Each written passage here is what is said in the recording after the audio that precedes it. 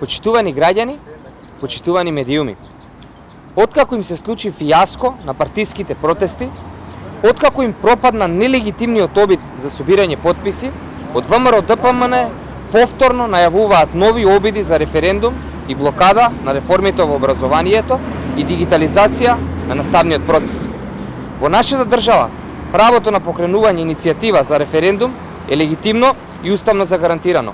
Но ова е уште еден апсурден обид да се блокира реформа која е значајна за целокупниот образовен процес.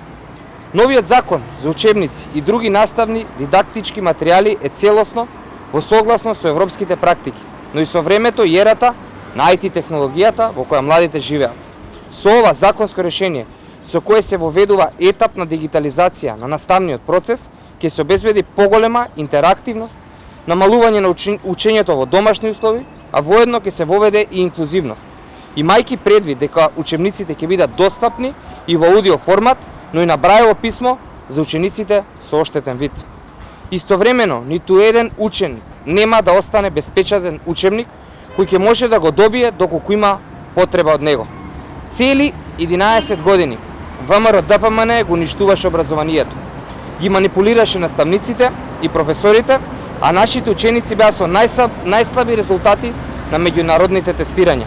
Денес, кога се воведува нов, модерен и европски концепт на настава, ВМРО ДПМН блокира, протестира, се затскрива зад наводни граѓански иницијативи со цел реформите во образованието да не бидат донесени.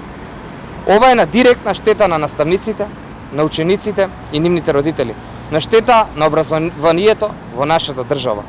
ВМРО ДПМН и Христијан Мицкоски продолжуваат со деструктивното однесување, но треба да им биде јасно дека нема да успеат да ги закочат реформите во образованието. Нема да го закочат напредокот на нашата држава. Ви благодарам.